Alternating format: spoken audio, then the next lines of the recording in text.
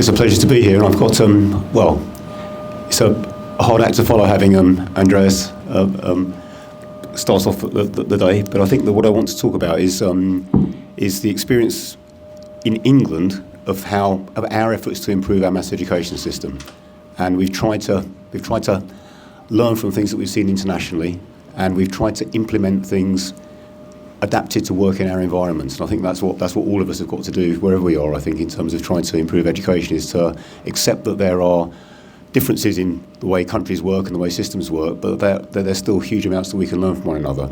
And I certainly have been a beneficiary of that.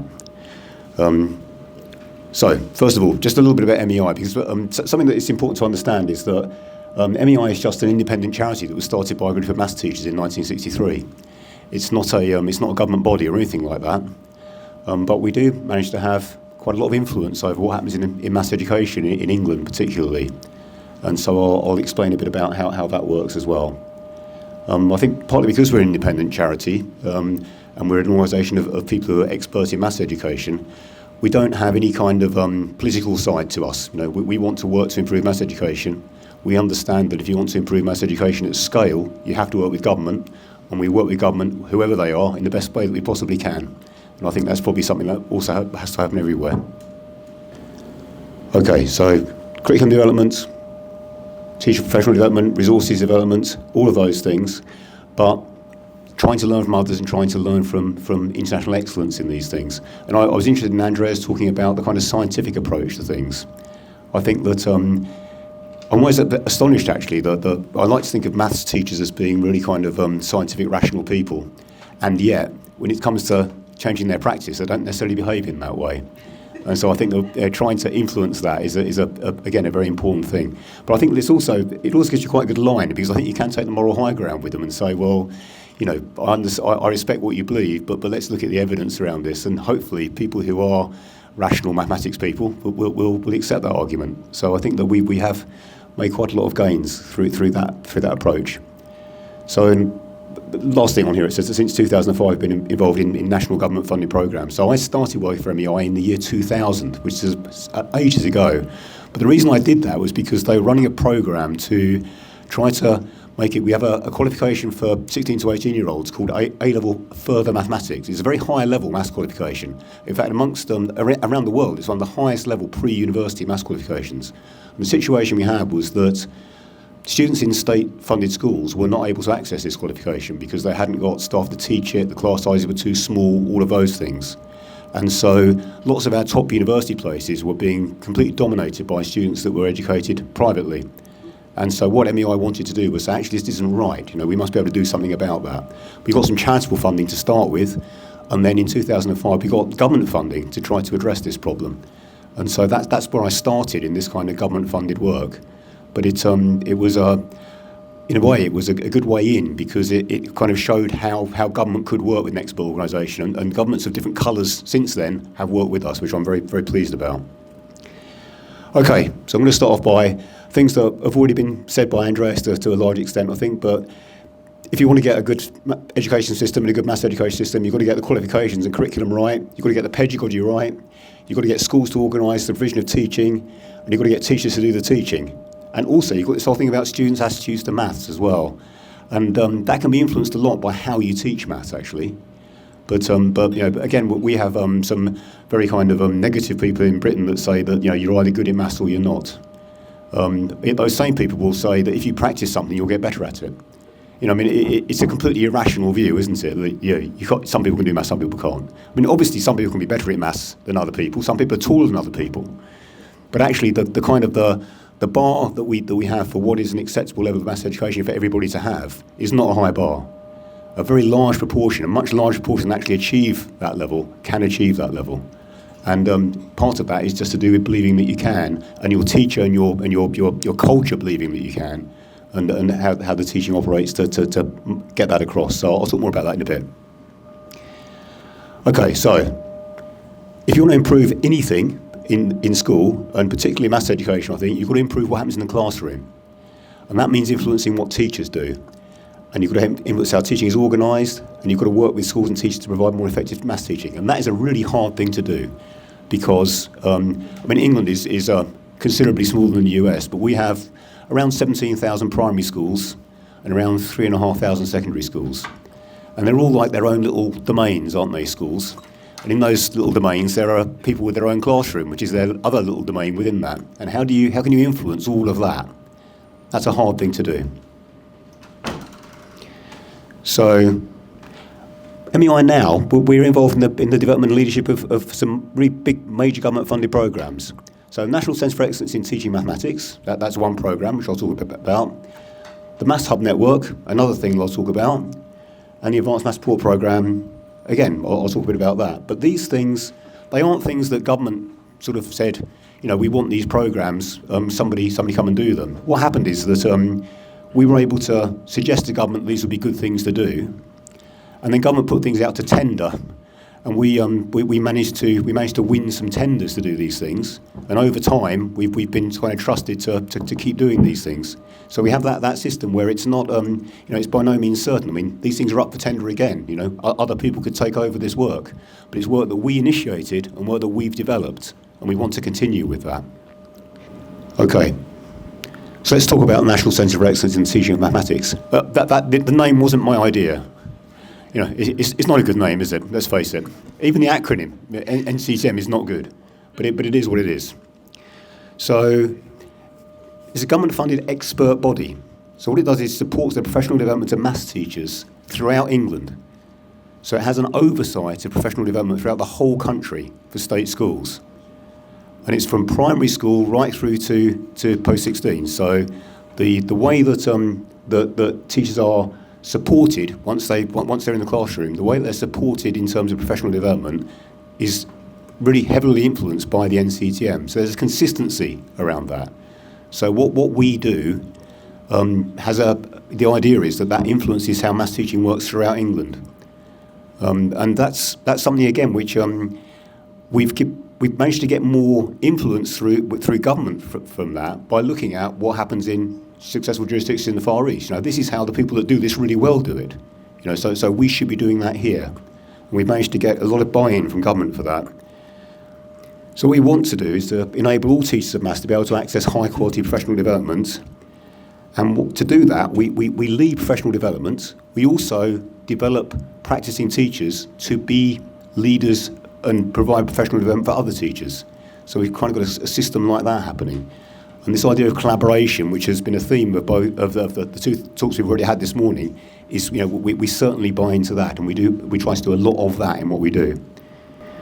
So two key roles for the NCTM. First of all, it's develop and implement teacher professional development programs for teachers of maths informed by high quality research and evidence. And that's we've got this thing called the Teaching for Mastery program. And again, you have to give things names, don't you? I'm not sure if it's the best name in the world, but people kind of understand what that means. If you're interested in going on the NCTM's website, there's a document there. It's called The Essence of Teaching for Mastery in maths, and I think it's something that we have developed from looking at maths teaching in Shanghai very, very closely, but also maths teaching in other Far Eastern jurisdictions, including Hong Kong and Singapore and Japan. And there's a kind of philosophy underneath that essence of teaching for mastery, which has changed the way that maths is being taught in many schools in England. It hasn't been universally accepted yet because we can't compel people to do this, but it builds momentum all the time. It's improving in terms of the momentum, in terms of the kind of the acceptance of that as a kind of a common national pedagogy, if you like. The other thing that we do is we coordinate a national network of maths hubs. Now, National Network of Maths Hubs is a terrific thing because a little bit of history here is that in 2012-13, I'd been director of the NCTM. I'd just become director of the NCTM in 2013, and I thought that we had a government that wanted to have a school-led system. It was a very kind of ideological thing. They didn't want sort of experts telling schools what to do. They wanted a school-led system, and I thought, well, how can you make that work? And another problem that our government had is that they thought the schools that were most equipped to lead this school-led system were the schools that got the best exam results. The schools that get the best exam results are the ones that are in the nicest parts of the country with the richest parents. So we kind of came up with this idea of, could we set up a national network of maths hubs whereby you could have groupings of schools that work together And teachers from lots and lots of different schools that have got real expertise can be trained to provide professional development within their own school and across and between schools. And so that's where the idea of national network of maths hubs came from. We've got 40 hubs that cover the whole of England. I'll talk more about them in a minute. But the essence of this is that the compromise with the government, if you like, is that the school that receives the money for this tends to be, a school that was on their list of really high-performing schools, but actually they're administering that fund. The actual money is being used by the people that are most well-equipped to use it throughout that region. So and I'll explain more about the hubs in a bit, but that national network of maths hubs enables us, with our pedagogy, to have a pedagogy that we develop very carefully and a system through which to implement it across the country. And again, that's something that we learn from looking at Far Eastern jurisdictions, thinking, how can let's say we come up with a pedagogy that we think will work. How can we also make sure that pedagogy can be implemented in schools across the country? How can we make that happen? And the Maths Hubs network is that kind of implementation arm, if you like. Okay, so I'll start talking about the Teaching for Mastery programme, and I'm going to show you a very old graph, but it's a graph that had a massive impact on me. And it's about Japan. In fact, there are two graphs. So here's the first one. So this is a graph about TIMS, and I'll explain the graph. I've got loads of maths people in the room, and I'll explain the graph anyway. So this is an education researcher called Akihiko Takahashi, who some of you may know, I suspect. University of Chicago, is that right? And across the horizontal axis, it's like the proportion of the curriculum that is assessed in TIMS that is taught in a country's school curriculum for, this is grade 4, so year 5 students in England this would be. And then up the side is how well they did in TIMS in 2003. So I said it's old data. But what really struck me is that, here's Singapore, they've done loads of curriculum, they've done brilliantly. You hate them, don't you? They're brilliant. Really excellent, outcomes there. United States and England, the UK is around here as well. Lots of coverage, not very high score. And then over here, you've got Japan. Not very much coverage at all, very high score. And if you look at the similar graph for grade 8, so year 9 in England, again, Japan, much less far over this way, but still very high in terms of score. And what that showed me was that what I want from maths education is I want young people that can use maths. And that's part of what we just heard from Hong Kong, isn't it? We want people who can do stuff, not people who can pass exams. So when you're doing stuff in life, you're not doing stuff like exams or maths papers. You're doing things you've never seen before. But you need to be able to apply the maths that you have in order to solve the problem that you're faced with.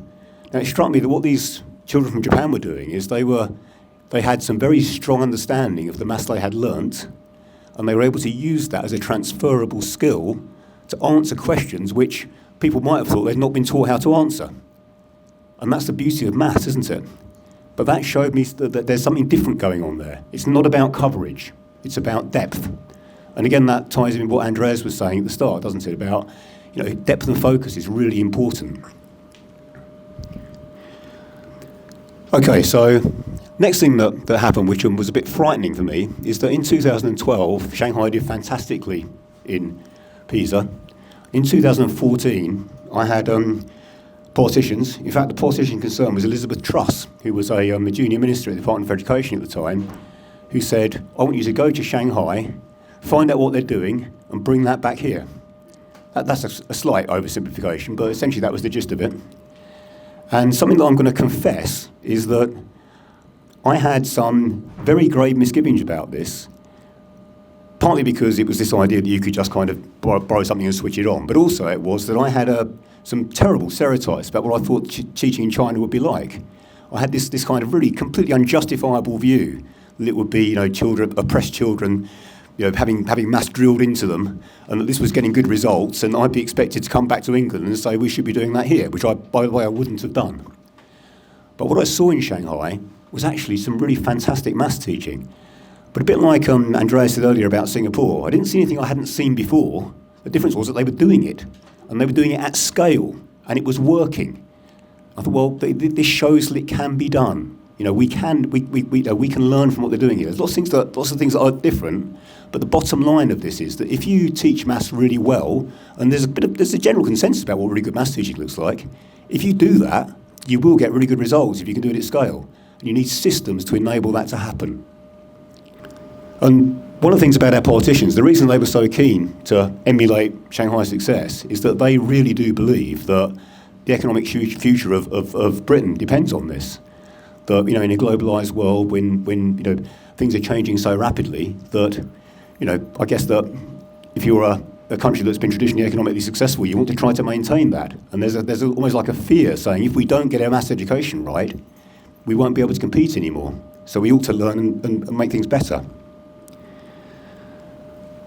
Okay, so we ran exchanges to China, and sorry, I've lost the slide. So we got Shanghai's peace success. I first visited China in February of 2014, and what's remarkable is that we then did our first exchange, a very sort of low-profile one in terms of numbers. We did a first exchange to China in November of the same year. Something that worried me at the time was that I looked at primary and secondary maths teaching. I'm very much an upper secondary stroke higher education maths person, and I was quite worried that my primary experts would say, actually, you're not right about this primary teaching, it's not what you thought it was. Well, very fortunately for me, I wouldn't pretend to be as expert as they are in this. Very fortunately for me, they said, this is marvellous, we can do this. So we then had exchange visits with China between 2014 and 2019. Unfortunately, they were stopped by COVID. I suspect that politics and things, has to be right for us to be able to do exchanges again. But the exchanges were really, very hugely valuable. The teachers that went, first of all, it was very interesting. Well, I was quite pleased in some ways and not in others that they initially had the same stereotypes as me. So even though I was telling them it was going to be marvellous, they didn't believe it until they saw it. But the other fantastic thing is that we took about 70 teachers with us each time, both primary and secondary at different times, and we had teachers from Shanghai coming back to England. So we used to go out to Shanghai in November and have teachers coming back in the new year in 2 waves of about 30 teachers in each wave to teach in English schools. So remember, these are Chinese maths teachers, most of whom had never left Shanghai, who were coming to England and teaching children maths not in schools that were handpicked, in schools across England, and they were teaching in English. And it was, I've never sort of worried about something so much, I don't think. I thought this is such a high risk. But actually, they were truly fantastic. And the point about engaging children, it's something else that Andreas was talking about. If the maths is really pitched at the right level, it's stretching the children cognitively, it's really focused. The lessons work. And our teachers were absolutely, I think the Chinese teachers teaching in England and our teachers seeing that happening was the most profound thing, because they then believed that it could happen. They said, these children in China, they're not like our children. They couldn't use that argument anymore because they'd seen this teaching working. So that was a very profound thing. Okay, so our teachers were absolutely blown away by what they saw. And what we did is we then developed a teaching for mastery pedagogy, which was based on how maths is taught in Shanghai, but also lots and lots of other international research and lots of research from the UK as well. In fact, lots of the work that teaching is based on in the Far East is based on research that was done in the UK. So that it's just, say, the difference is how it was being implemented. So we tried to develop a teaching for mastery pedagogy that was based on that research, and that has really changed how maths is taught in our schools. So I'll give you an example. In our primary schools, it was absolutely standard that when children arrived, the teacher would make a judgment about how good the child was at maths, and then sit them on, they say, well, they wouldn't say it out loud maybe, but they might say, I think these children are going to struggle. We'll sit them together over there. And these children, they're really confident, they're going to do really well. So they put them together on that table and kind of graded through the class. And then at the end of primary school, when they did their Key Stage 2 examinations in advance of secondary school, these tests, they said, look, we were exactly right. The outcomes are exactly what we thought they would be. But obviously, they'd fixed those outcomes right from the start. And the difficulty with it is that children who don't seem very confident at age 4 and 5 tend to be children from less advantaged backgrounds. And so actually, you're baking in disadvantage by doing that. And that practice now has largely stopped in England. And the teachers, to be fair to the teachers, they were not doing this in any way maliciously. They thought they were doing the right thing. But once they saw that it could be different, they've absolutely bought into that. So that's a really profound thing that's happened. And the other thing that's really changed is that, or we've tried to make really change, we haven't, by no means have we succeeded everywhere. What we're trying to make happen is that maths is taught for a deep and connected understanding. There are no tricks, keep, flip, change, all that rubbish, wash your mouth out, don't do that. We want people to understand properly how numbers work, how fractions work, how algebra works. Learn it deeply, learn it properly, and then it becomes a transferable skill. One of the things that happens with our young people who struggle with maths and don't succeed at age 16 in a test they all have to do at that stage, is that they have a view of maths as an ever-growing set of instructions that they have to remember. If you teach maths well and emphasise the connections, there's not much to remember because you understand. And that's a really profound thing. And we've tried to really change teaching so that all of our teachers teach in that way. And the way that we've developed our professional development encourages that. The way that we've structured the curriculum and sequence things really encourages that. And so that's what we're trying to achieve. And I'd say that in primary schools it has already had a transformational effect. In secondary school teachers are, well, after all, they're experts, aren't they? So they're harder to change. But they are beginning to change. They're beginning to change because we're convincing them that they need to look at the evidence. The difficulty we have with secondary school teachers is we can't recruit enough of them and lots of them are leaving, and I'll talk about that later as well. Okay, so the other thing is that in Shanghai, the professional development of maths teachers is overseen by Shanghai Normal University, the Education Authority. There's loads of collaboration between teachers, within school and between schools. And through the maths hubs, we are trying to do exactly the same thing. And we'll have a teacher who's proved a really effective teacher. We'll give them some training in providing professional development for other teachers, then have them working with teachers from other schools in their locality. And that's working. It doesn't work perfectly everywhere. It doesn't always work, but we're making progress with it and it's improving.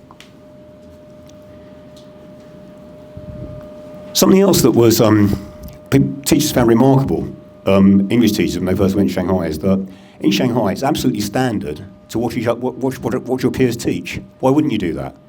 If you think about it, if you want to get good at anything, what you do is you watch other people, don't you? And you try and learn from them and you talk to them about what they were doing and how they could be better. And it's just obvious. But in England, having somebody in your classroom who wasn't, the only time that would happen is if somebody complained about you. It wasn't part of professional learning to have that kind of observation and feedback loop. And it's taken time, but we now have been establishing that it's no longer that if somebody's in your classroom, there's some kind of threat going on. If somebody's in your classroom, you're working together to learn from the experience. And that, again, is a transformational thing. It's something that really has changed. Something that we can't emulate in England is that in Shanghai, primary maths teachers are specialist maths teachers. Well, in Shanghai, primary schools are huge. Where I live in Devon, some primary schools have got 40 children in them across all year groups because it's very rural. And primary teachers typically teach every subject. So I know the same is true in the US, isn't it? And so I think that what we've done with the primary teachers is that because they are not maths specialists, I think, they've been very, very receptive to professional development. And that in some ways it's been easier to change how primary teachers teach. But we can't have specialist primary teachers. It's just not practical for us to do that.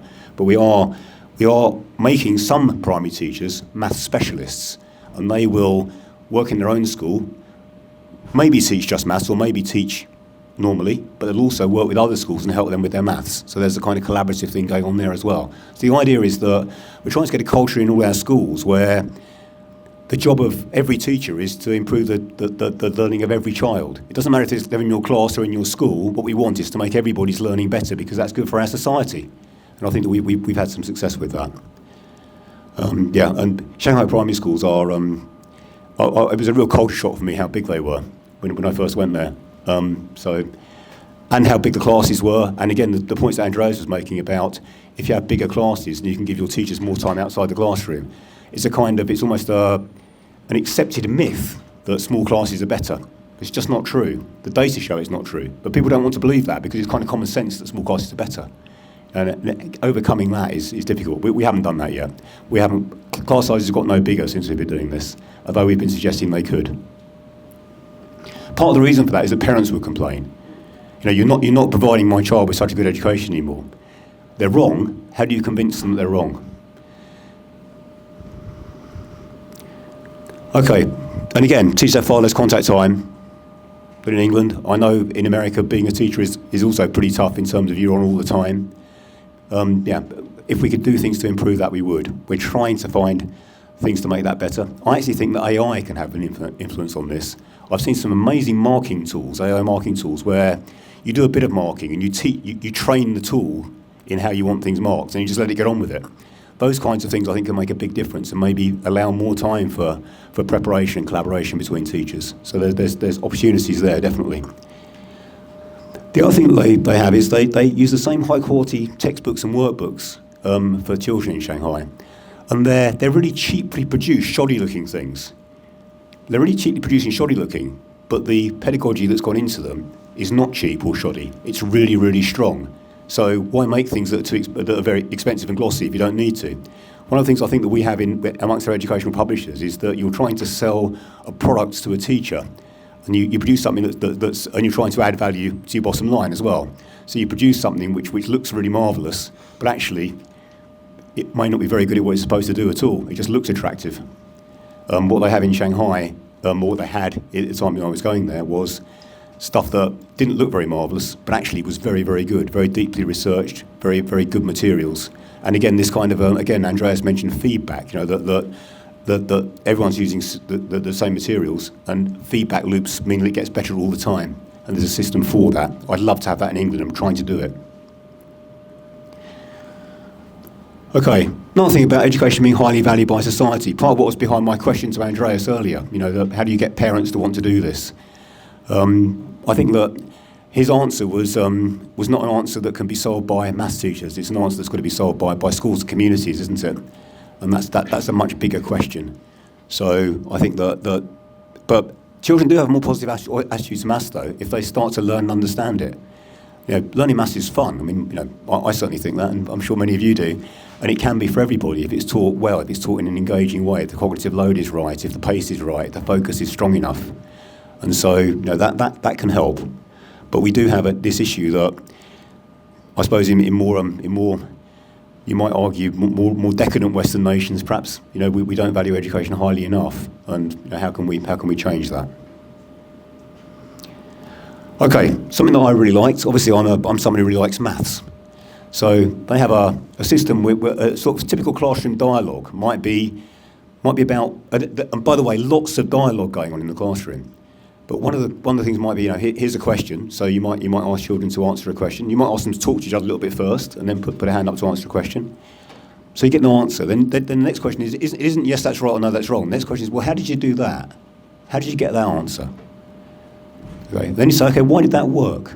And so what you're doing at each layer of questioning, you're forcing a deeper cognitive connection from the pupil. They're having to think harder, and they're doing that in the class. And it might be that you might ask one child what the answer was, and you might ask another one, say, well, how did they do that? And you might ask another one, well, why did that work? So there's proper engagement in thinking deeply about mathematics. Thinking deeply about the structure of mathematics is a really, really important thing in learning maths. So I actually sort of scribbled on this slide something that Andreas said. He talks about high cognitive demand, high focus and depth, high coherence. That's what's going on.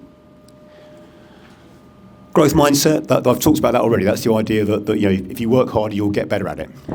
That's just true, but certainly in England, many people don't believe that. I don't know if you have this in parents' evenings in the States, but a standard thing in a parents' evening in England is I'm not surprised that she or he isn't doing very well because I was always rubbish at maths. But as if your entire maths education was based on inheritance. Anyway. Devoting more time to the instruction of key concepts. One of the things that I'm trying to do in England, these things take time, is make the curriculum a bit smaller. There's too much in it. I refer you back to the graphs I showed you about Japan earlier. You don't need loads of stuff. You need to learn the important things really deeply, and then you can use maths. Keep the whole class together rather than having these separate tables. With skilled teaching, you can meet the needs of all children by doing that. Certainly at primary level. At some point, children will want to specialise, and maybe in upper secondary, you might start thinking about separating children into different groups. But I think early on, don't do that. It seems like a good idea, and it isn't. Is what we've concluded. Structure the learning really carefully. Anticipate difficult points, choose representations and models very carefully. So that means don't have all the teachers trying to do it themselves the night before. It means trying to have a proper system, which is exactly what they have in these high-performing jurisdictions. Of course we should be doing that. I mean, Andreas puts it very well when he's talking about, the brain surgeon today says, I think I'll try this today. But of course you don't do that. You've got evidence of what works. Use that. You can tailor the lesson a little bit to your own style to match the needs of the children in front of you, but the bottom line is that there's knowledge about this which you need to draw on. And we can have, really good quality centralised resources. That's something that I've been working on and made some progress in, which I'll talk about later.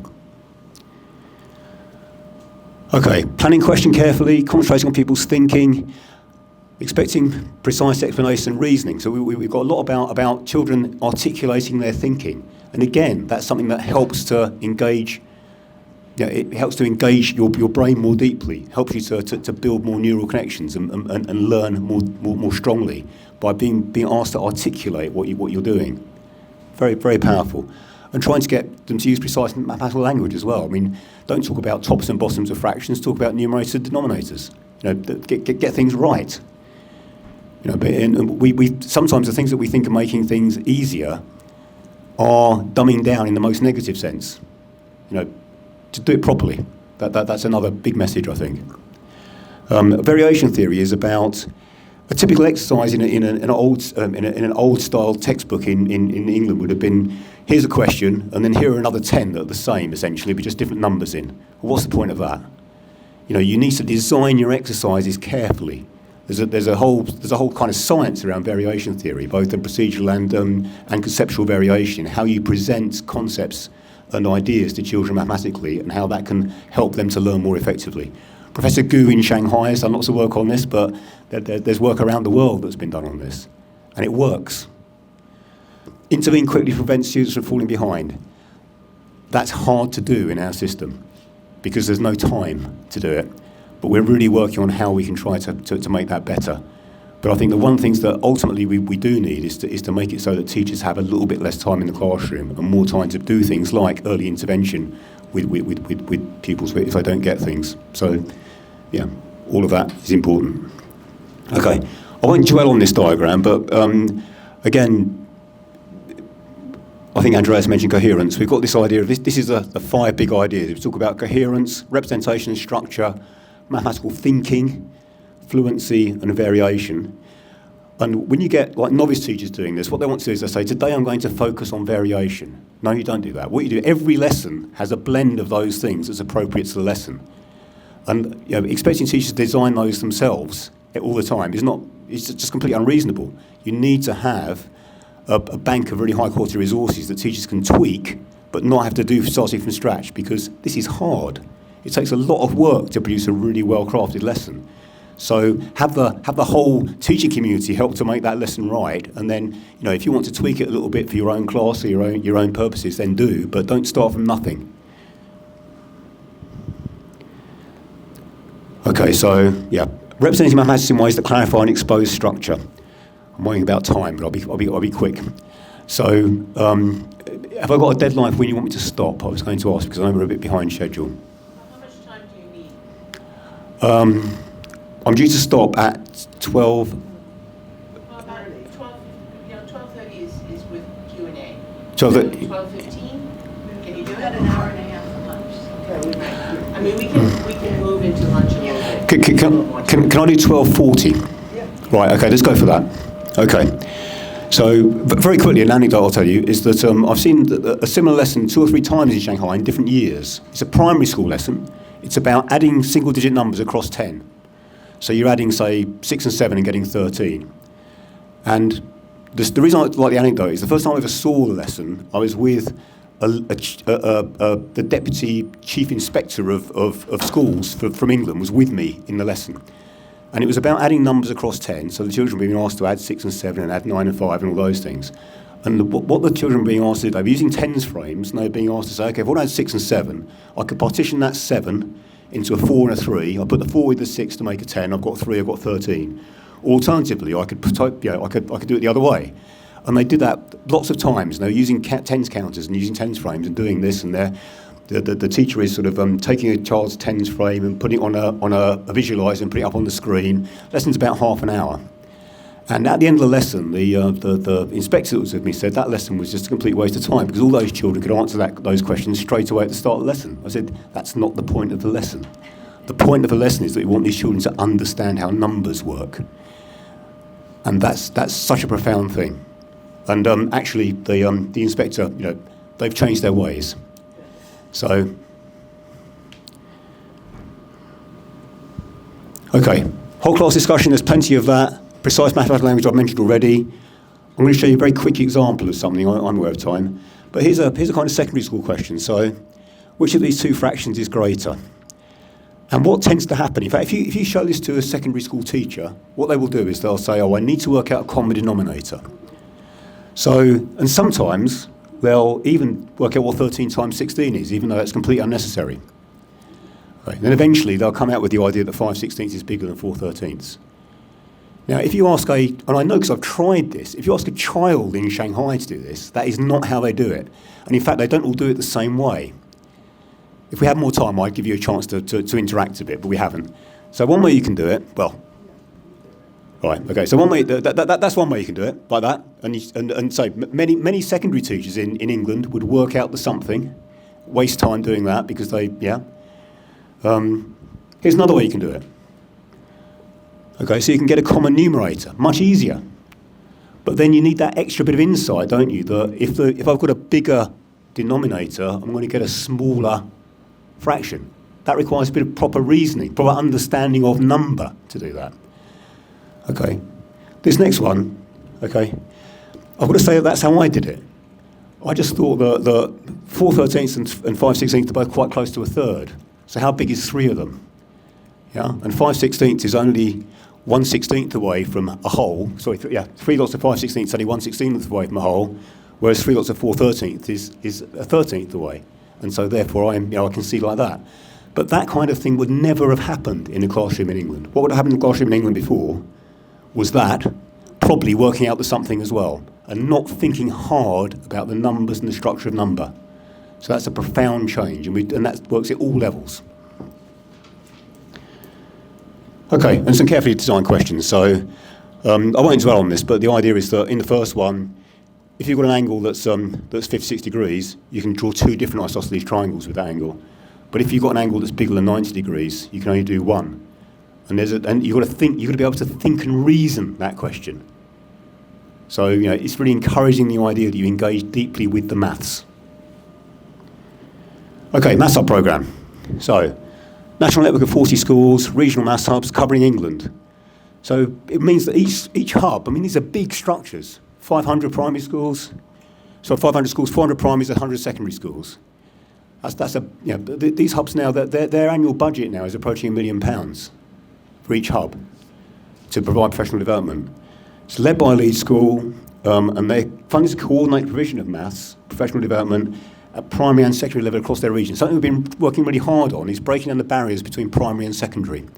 What's interesting is that we've done professional development where we're focusing across our years 5 to 8, which is like 10-year-olds to 13-year-olds. And what's very fascinating is that when we started doing this and we had groups of teachers across those age bands, working together, is that the primary teachers were nervous and thought the secondary teachers would know everything and would be worried about them, and the secondary teachers thought that the primary teachers would be useless. And actually what's happened is that the secondary teachers will now freely admit that they are learning more from the primary teachers than the other way around, which is interesting, isn't it? And it's because the primary teachers think much more about pedagogy. So anyway, that's the structure of the hub. We developed these people called local leaders of maths education. At the moment, teachers do this out of the goodness of their heart. So we're able to buy time for these teachers to come out of their schools to work with other schools, but typically between 20 and 30 days per year. But these teachers don't get any financial recognition for this at all. They do it because they want to. But that, in my view, that's not sustainable, it's not fair. But that's where we are at the moment. They're usually maths teachers, their schools are paid. There are now about 2,000 of these people across England fulfilling this role. So they work mostly in their own school, but for maybe 20 or 30 days a year, they're working with others outside of their school. And we train these people, so the cascade of the professional development is as short as we can make it. We try to really train these people directly very, very well, and then they go out and work with teachers in the classroom. Okay. We really have this idea of a collaborative culture. So the idea is that everyone's working together to make maths education better for all young people. And we've now been, the reason I've said this is the 10th anniversary, the government have been very, very positive about this.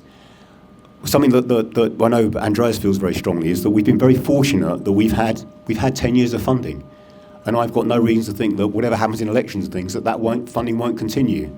But you have to have that kind of consistent support from politics to make this work. And that's quite serious money. So the overall maths programmes that MEI is involved in, it probably costs about £50 million a year, which sounds like a huge amount for people working in education. If you're if you're somebody working in government, it's chicken feed, but you know, it's very, very valuable, and it allows us to be coherent with what we do. Okay, so this is a maths hub. So you've got people in the middle. So you've got an operational management team, and all this is paid for. You've got a little leadership group. You've got a senior person in the school who's a link for the hub.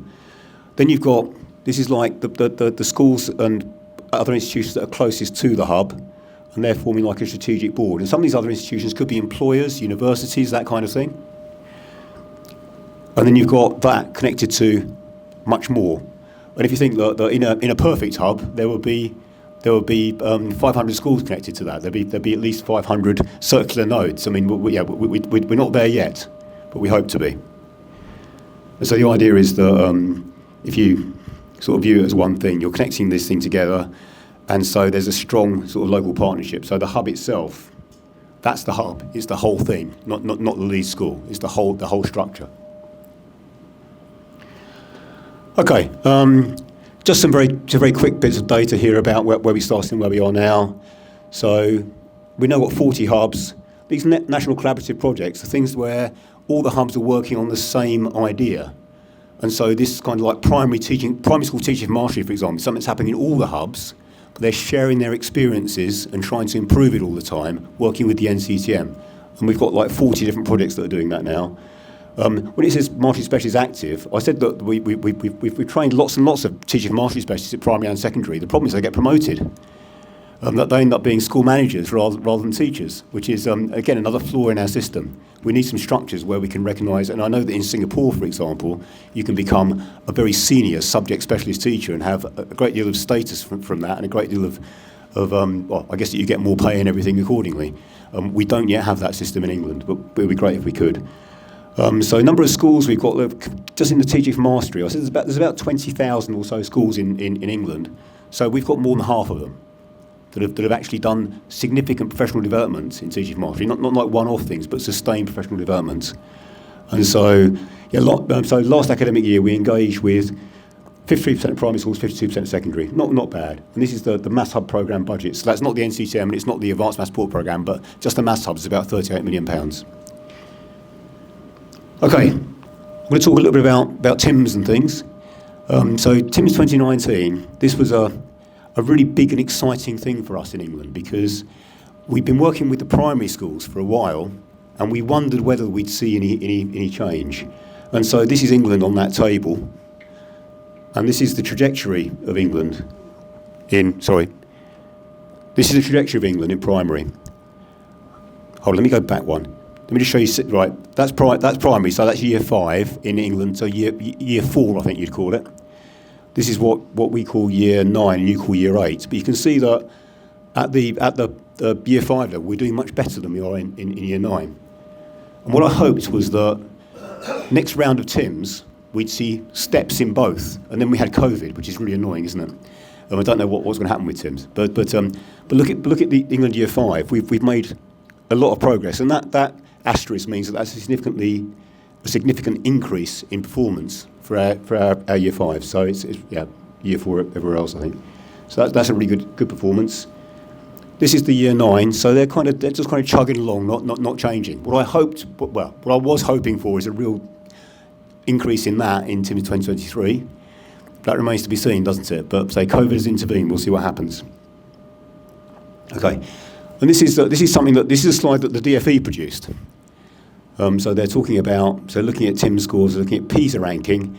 I'm not very happy with them looking at PISA ranking. This is England, by the way, not the UK, because we break it up into. So I'm not very happy about them celebrating the PISA result, because we did go up the rankings, but our score went down quite significantly, and that's not a good thing. And that's, we need to address that. And Andreas was talking about all the different factors involved in that. But the other thing is that we have an inspectorate in England. They had a look at maths as a strong exercise in looking at maths, and they came out and said, this is working. You're doing something that is making an impact. So, very good. And bear in mind that the government pay the money, then the fact that they're publishing things like this is very helpful for us. Okay, I'll talk quickly about the Advanced Maths Support Programme, because it's not quite so relevant, I don't think. But this is about children that are aged 16 plus, and in England it means they've chosen to study maths post-16, because it's not compulsory in England. It's only compulsory if you don't do well in it. If you do well in it, you can drop it. Yeah, exactly. I can see your expression. Madness. But we're changing that. We are changing it. So what it does, it provides professional development for teachers of higher level post-16 maths courses. And there's a great need for that, because lots of people that can teach higher level post-16 maths courses are earning twice as much money in industry. So we need to really work on teachers to upskill them to do this. Tuition for students. We've got some students who can't access further maths tuition in their own school, and so we will provide that remotely. But also, our elite universities have maths entrance tests. And most state schools cannot support students to take those maths entrance tests. And they're hard, actually. So we're able to provide central expertise, and we'll do online things, and we'll work with universities to provide support. So it's all about trying to level the playing field. And we also do enrichment events, because we're trying to get, as things stand at the moment, I'm hopeful that we will move to a system where post-16 education is compulsory in maths, but it's not yet. So at the moment, what we have to do is to really try to convince young people that they should study maths post-16, because it's going to be definitely in their interests to do that. And that's hard, because, quite a lot of young people, sadly, I think, thank goodness for that, I've got my grade 4 or above in GCSE maths, so I can now stop maths, I've never got to do it again, without realising that their whole lives are going to be dominated by it, actually, when they start to do almost anything, and their personal lives as well. So, I've got a few. So, we try to work we try to make all these programmes work coherently. So we work through the maths hubs. We also try to use the mastery pedagogy with the higher level stuff as well. It's interesting that it's now even universities are noticing this. Yeah. So this is good.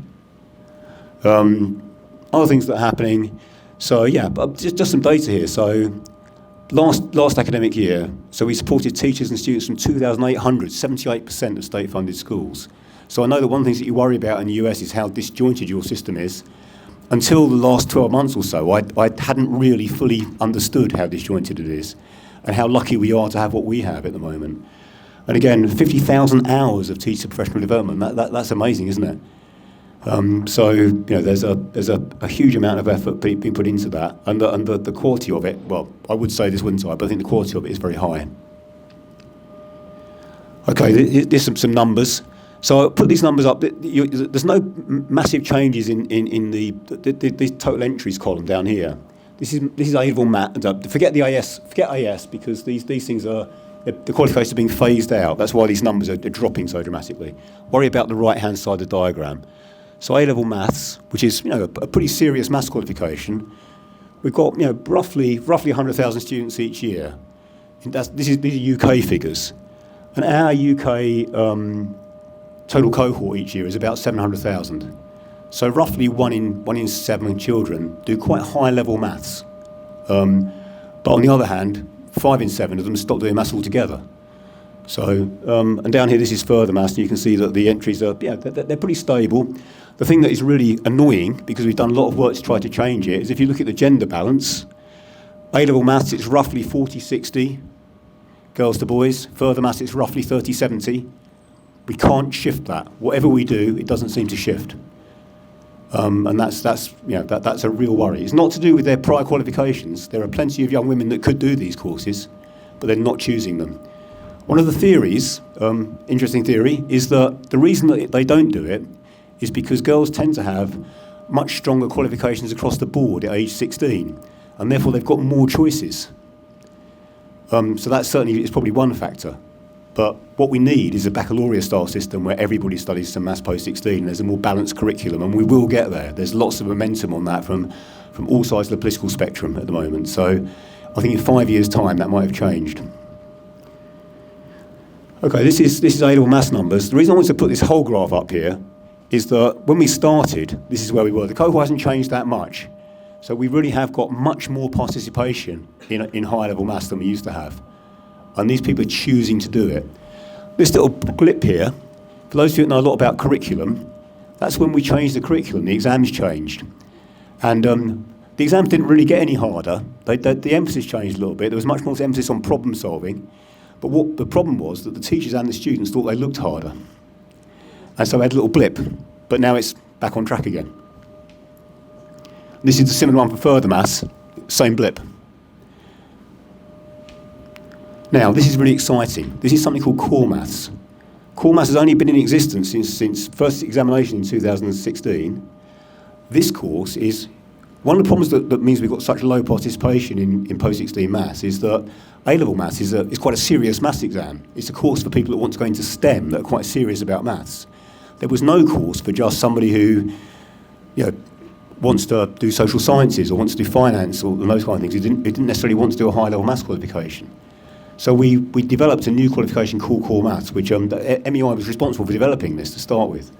And the idea was that there are potentially 250,000 young people each year who should take this exam. So we started, and the government were, we kind of talked them round to let us do this, but there was no funding for the schools. So when the schools were offering this, they weren't offering it instead of other things, they were offering it as well as, and there was no funding incentive for them to do it. So the numbers actually are quite remarkable, really. So we had very strong, about 30% a year uptake, increase in uptake, until COVID, and then it's been flat since then. But something that's just happened is the government have just started to fund it. And so I think that they realised how important it could be. They've realised it's a good thing. My hope is that we might start getting massive increases. Not next academic year, because they didn't announce the funding soon enough. That's typical, isn't it? But the year after next, I think that we might start seeing this really turning up. One of my ambitions is that by the time I retire, so hopefully within the next 10 years, there'll be 6 figures of students doing core maths, so 100,000 plus. And I will tell you a bit more about core maths in a minute as well, because it's useful to understand what it is. I've put impact of COVID question mark because, like Andreas, I think this isn't all COVID. Some of this is to do with more widespread social change. But a couple of graphs for you. First of all, that's one that Andreas has already shown you largely, except this is viewed through an English lens. So we've got England there in red, and we're looking at the sort of countries that we're comparing ourselves to. So Singapore, fantastic at the top there, lots and lots of fall off. But the reason that we managed to go up in the league tables for PISA, which the government was so proud of, is that we didn't suffer quite as badly as some other countries did. And you might argue that as a kind of a very sort of wealthy set country, then we shouldn't really have suffered so badly. So anyway, but you can see that we were on a positive trajectory, and it's gone down in terms of our absolute score. And what I'd love to see is in 4 years' time, let's get that back up where it was or beyond again. That would be fantastic. There's the numbers again. You can see the asterisk is where there's a significant difference between the current column and column to its left, and you can see that we've had a significant fall, and so has Canada, and so has the Republic of Ireland, and so has the OECD average. But look at Singapore; they've just kept going up, which is astonishing, and I think a testament to how good their system is. It's the system that makes this work. Okay, this is something that's unique to England. So in England, we have something called the National Reference Test. The idea of the National Reference Test is that the government wants to understand how standards over time are changing. So the National Reference Test is this single examination paper that's locked in a safe. And every year, in sort of March time, a very large sample of students, say 15,000 students, will take this exam.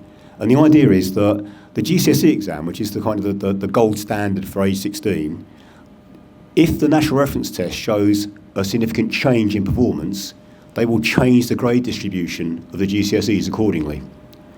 And in 2020, the year that COVID struck, we got a significant increase in performance in national reference test, which was, I was jumping up and down. That these things are so hard to shift at a national scale.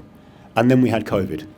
And so all of that, so this is a different, this is the high grade students, this is the medium grade students, this is the weaker students. They'd all increased significantly in 2020, and now it's all gone. So again, I'd love to be able to get that back again. But it's, I think we can get it back, but it's, it's a cause for concern. And I don't think it's just COVID. I think it's all kinds of other social changes that are happening at the moment that mean that children are less focused on education. Okay, one positive COVID impact I'd say is that we're using technology much better, and particularly for CPD. In CPD, there are things you can do face-to-face which are much, much better. I mean, Chen convinced me to come here to do this face-to-face on the basis it would be much better. So I'm hoping that you agree with her. But I think that you can widen access to professional development, you can reduce costs, and we really are benefiting from that now. So that's the one plus I can think of that came out of our lives having to change so dramatically. Okay, let's talk about maths to age 18. So this is something that the current government is really working on. The whole thing took a major knock when Rishi Sunak, our current Prime Minister, said it was his idea. That's never a good thing. Because my worry is that I want to make sure that whoever is the next government still wants to do this. But I think we'll be okay, because I think that there's a kind of an acceptance that this is what should happen. So I was involved in an expert advisory group. I wrote a report for the government, but it's a report for them. It can't be published, despite my best efforts to make it a publishable thing. But it is we've got lots of evidence from industry and from higher education and from sort of global comparisons. The case is unanswerable. We should do this. This is, it says, we want all young adults to be well equipped to use, and this idea of simple maths in complex situations. And the secretary from Hong Kong, that's what she was talking about, isn't it? Being able to use maths.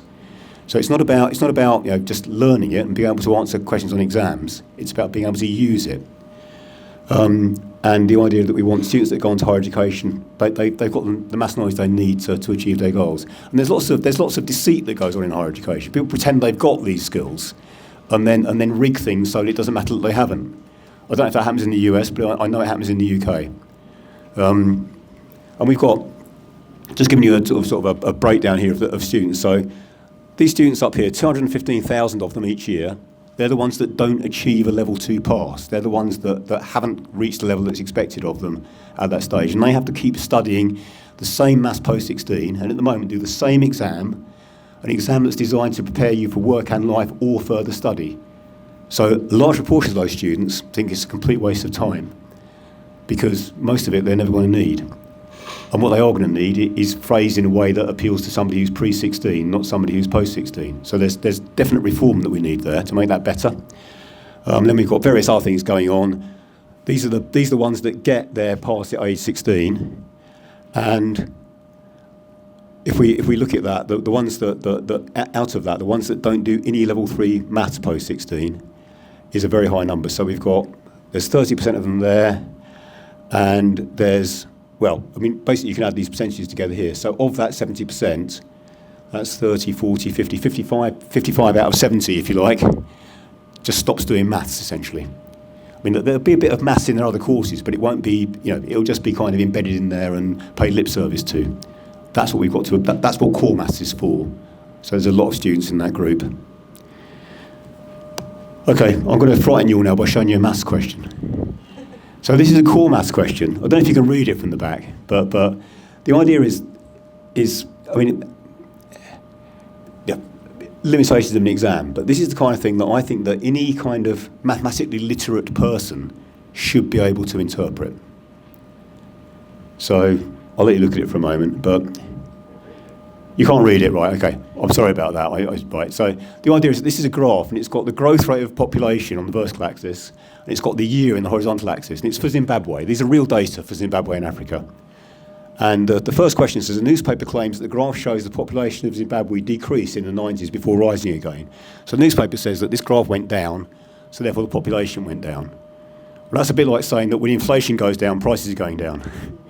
Yeah, it's not that, all that's happened is the rate of increase has reduced. So that's the first point. And that's a very common misconception, isn't it? So we're getting at that misconception. The next thing is use the graph to estimate the average growth of population between 1960 and 2016. So you've got all these different rates of growth. Where's the average? Well, you might think, well, what sort of horizontal line can I put across that's going to have roughly the same area above and below it? Yeah, and it turns out it's about between 2.5% and 3%. So it says the population in Zimbabwe was 3.75 million.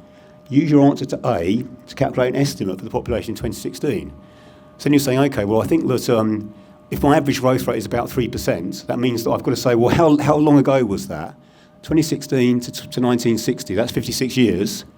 So I want to do something like multiply it by 1.03 to the power of 56. Yeah, that's exponential growth, isn't it? So all these things that people really should understand are being examined by this. And then the final bit just says the actual population was this amount. What does it tell you about your answer to A? And what it says is that if your answer to A gives you a bigger number than that, then you overestimated the growth rate. If it gives you a smaller number, you underestimated the growth rate. But the idea is that there's no calculus in that, there's no nasty algebra, but it is about being able to understand information. And, so I think that kind of thing, I think that all young people should be learning how to do those things. Right, I shall sprint to the finish now. So we're getting the curriculum and qualifications right, we've got to get buy-in, we've got to get the pedagogy right, but we think we now have a really good pedagogy. We can use that across the board. And we've got to get stronger teaching capacity, because if we have people doing Maths to 18, we need a lot more people teaching it. Technology will play a role, but we need a blend of technology and face-to-face teaching. There's loads of work to do, loads of research actually about how to do that well. We've got planning for the future, short-term, long-term, short, medium and long-term planning. All that is happening, but I do try to get the current government to get on with it, and I want to get whoever gets elected to get on with it after the election in probably November. But I'm hoping that we can move this on. Okay, last bit, aspirations for the future. I'm not going to be too far overrun, actually. So aspirations for the future. So we want to get this teaching for mastery, which we've developed, say, based on international research, looking at what happens in other countries, what happens here, just got a good pedagogy which we think can be implemented. This whole idea of collaboration as well within that. We need to get an adequate supply of well-qualified teachers. Money isn't the answer to this. Certainly career structures and those kind of things can help, but it's also true that I saw some figures recently that said that since 2010, the average teacher's salary in the US has been eroded by about 6%. In the UK, it's 10%. Now, that's the average teacher. If you're talking about the average maths teacher compared to the market of people with those skills, I think that the figure is higher than that. So I think that money, it has got something to do with it, but so have career structures and so have working conditions. And we need to think about how we can address those things, because if we don't, we won't be able to provide the education that our population needs. Teachers must have an entitlement to a specific amount of professional development each year. At the moment, if schools don't want to let their maths teachers out, they don't have to. So if there's some professional development that's available, the fact that it's there and available and free of charge doesn't mean it gets engaged with, because the leadership of the school might say, we haven't got enough maths teachers, you need to be here in school all the time. We can do stuff at twilight sessions, we can do stuff at the weekend, we can do stuff in the school holidays, but that's that's asking a lot from teachers, isn't it? It's not necessarily very fair. So there's that issue as well. Parents engaging. I was very interested in Andreas's answer. What I feel about it is that the answer he gave shows me that it's not something that I as a maths person can solve. It's something that's a deeper thing to do with school leadership and schools and communities that will have to solve that. So high quality teaching and learning resources fully available to all teachers and students. This is where we've made a breakthrough, I think. So during COVID, teachers just almost off their own bat and some school trusts started to produce lessons and just putting them out there for people to use. And that was recognised as being quite an exciting thing. And so the government has commissioned resources through something called the Oak National Academy, resources for key subjects for primary and secondary school. And MEI has won a contract to produce those resources. We're 2/3 of the way through for primary and secondary school teaching and learning resources. And what I want from that is that the resources will be there freely available to everybody. They'll even be freely available to teach in the US. They'll be freely available to everybody. But what I want is a system where there's a formal way of collecting feedback from teachers about their use so that we can make them better over a sort of cycle of continuous development. And I think that could happen. All study maths to 18 to develop maths skills only for success. And this idea about curriculum coherence, so get the content right, get the teaching resources right, get the professional development right, make all, assessment, everything so that it's done together. In England, we've got a classic history of doing all these things separately. So new qualifications will be introduced when teachers have never seen them before. All kinds of weird things happen. Let's just be coherent about it because, in Singapore or in Shanghai or in Japan, they do these things properly. They're thinking about it for years in advance, changing their plans, trying to make things as good as they can be. And we just tend to do things on a very short political timescale on a whim sometimes. So we need to change that. And this collaborative culture, and if you're familiar with, is it Hargreaves and Fulham? People are nodding, yeah. That's been a big influence over our thinking behind the maths hubs. I think the whole idea of it's professional capital, social capital, human capital, and decision capital, and getting those things, making that part of the profession. We're making progress with that. Okay, and I'm going to leave you with a quote. So this is a quote from Bertrand Russell, who was a great philosopher and mathematician, very controversial character in many ways, very brave man as well. Went to prison twice during his life for dissent, essentially. And the second time, he was 89 years old when he went. He took part in a protest against nuclear weapons. Regardless of what you think about nuclear weapons, it's still pretty cool at 89 to be arrested, isn't it, in a protest? But the point about this is that he's saying that to make democracy work really well, we've got to make sure that men and women are able to understand what's going on and make decisions about what they're being told. And the only way we can do that is to get education right. And what's fascinating for me is that it wasn't even after World War II he said this. He said it in 1932. Now, I think that maths education in particular, at the moment, in the world we live in right now, is essential for this to be true. So to make our societies work well, we need people who are able to make quantitative decisions and judgments in an informed way. Right, that's it. Thank you.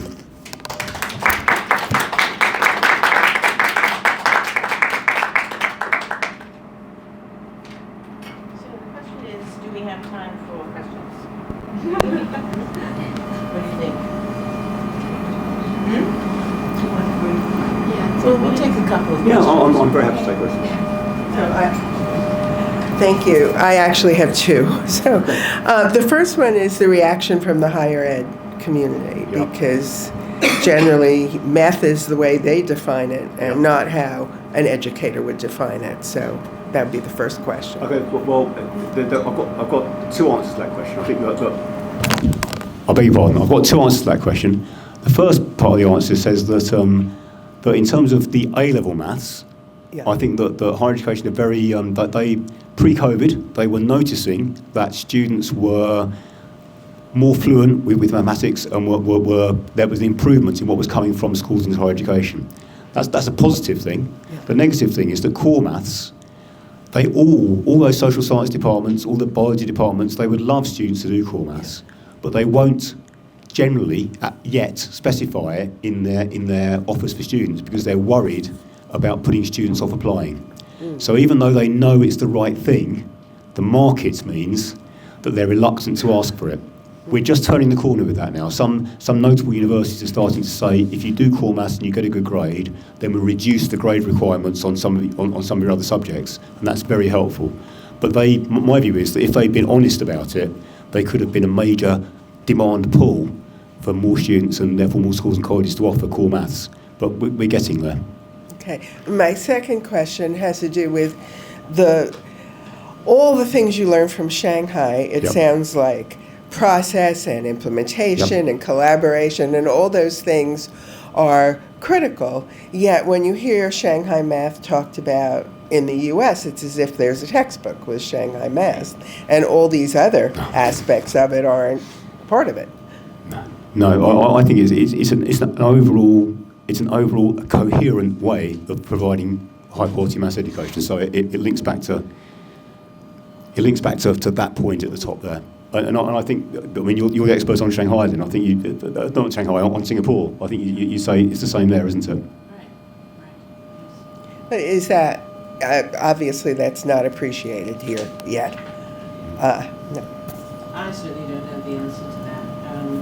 It continues to be, the thinking continues to be sort of magic bullet thinking. I think everyone can hear me, right? Oh, that's right, people on the, so it's kind of, you find something to do, as opposed to thinking about a system.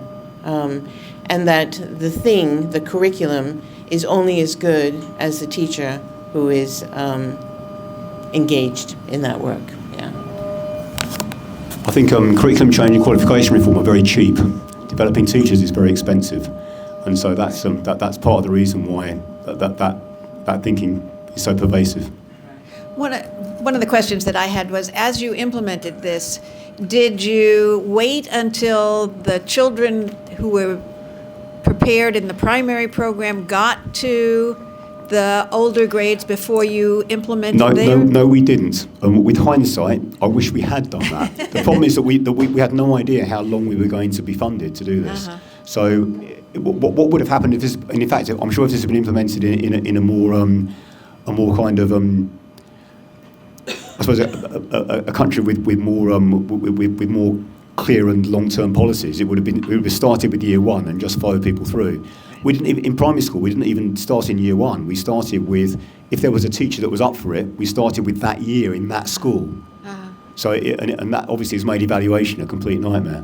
Yeah. But the big picture evaluation is helping us. But if we could start again in a perfect world, I think we would start in year one and follow it through 1 year at a time.